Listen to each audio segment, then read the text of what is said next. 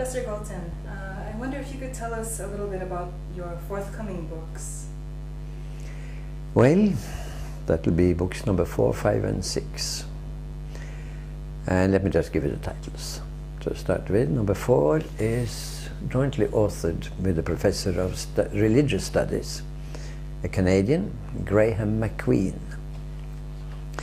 And the book is in this stage right now, and the book is called Globalizing God. You may say that's an interesting title, slightly strange. It's actually going to the printer next week.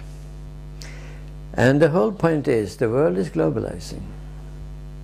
We have to somehow come together, sharing our faith a little bit better.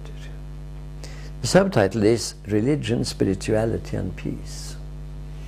And spirituality is a very basic concept in the book. And how we think this road can be charted and even traveled, I can only say, get the book. It will be out very soon. Now, the book that is coming, that is number 5, is written by me alone. And it is called The Fall of the US Empire, and Then What? There are some subtitles. So actually something a little bit unusual. There's 2 subtitles. And they have to do with the and then what part. Military coup or a blossoming of the United States. And the second subtitle is Successor State or Regionalization, Globalization. I'll go a little bit more into detail with this book, but I think I should just mention book number 6. So we take 3. It's called Peace Business. We are not quite through with designing the subtitle yet. The key author is not me. It is Jack Santa Barbara. We hope Fred to be. And the point about it is, what would a business company look like if peace were on the agenda? And we are saying, in no way do we disregard profit. It should, of course, be an honest, non-corrupt profit obtained by equitable means, and should be done in such a way that peace is promoted at the same time. And the book then goes into very much detail about how to do it. Let me just mention that Jack, my co-author, is currently setting up a company in New Zealand, aiming at the income that will keep the company running, where services are offered to the millions of villages in the world. How to organize your economy for equity and a low ecological footprint. So the social factor would be the equity, the environmental factor would be low ecological imprint. Now back to the US Empire. I made a prediction in 1980 that within 10 years the wall of Berlin, the wall of shame, isolating in a certain sense West Berlin from the east. Of course the planes could land, so it was not isolated from the world. The wall around West Berlin would fall before 1990, and that the Soviet Empire would follow. And I had a fairly long and complicated theory backing up that prediction. Well, the wall fell 2 months ahead of time, and the Soviet Empire followed. And I would like to say very, very clearly, this is not crystal ball glazing. It's a question of trying to find out which are the major contradictions a social organism like the Soviet Empire is trapped in. How are those contradictions maturing? Is there some synchrony in the maturation processes? In other words, do they mature together? And is there some synergy between the maturation processes? So that what happens inside the Soviet Union relative to Georgia has a spillover effect outside the Soviet Union relative to Poland.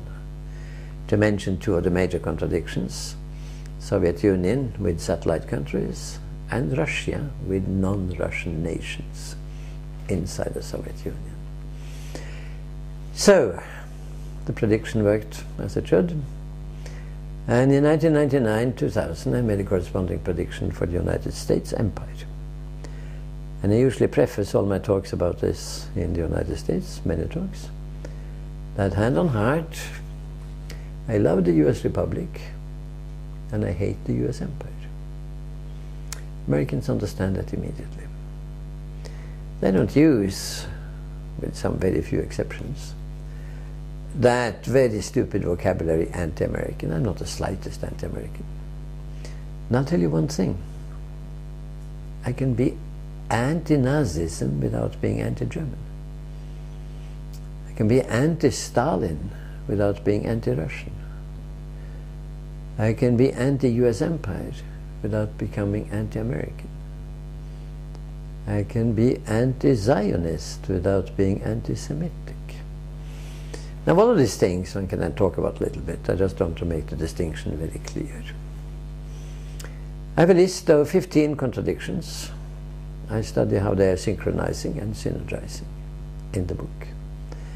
And the prediction I came up with in year 2000, after in 1999, in year 2000, when I incidentally predicted that there could be a major attack coming on US territory, which came on 9/11, 2001.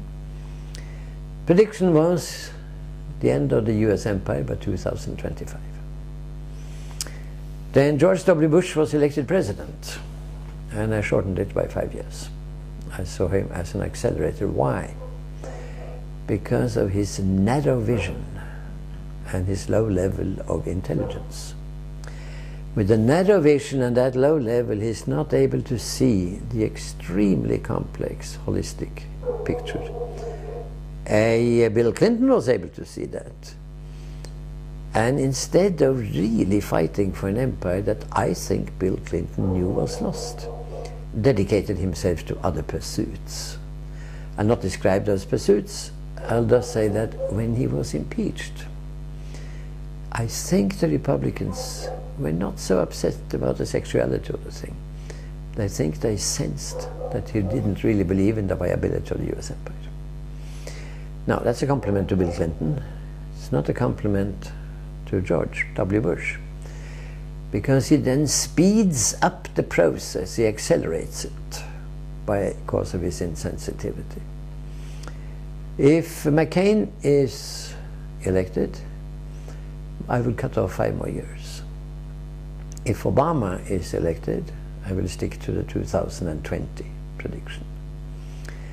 In other words, an empire can end with a bang, which would be the McCain approach, or with a whimper, which in my view would be the Obama approach. Now, what I of course sincerely hope with all my heart is that in this process there will be more and more of an awakening in the US. Seeing the empire as an albatross around our neck, and we can swim better without it. Get rid of it. Just get rid of it. Liberate the enormous innovative energy of that country, that people. It's innovative capacity, it's equality, it's enthusiasm, it's sharing capacity, and it's universalism.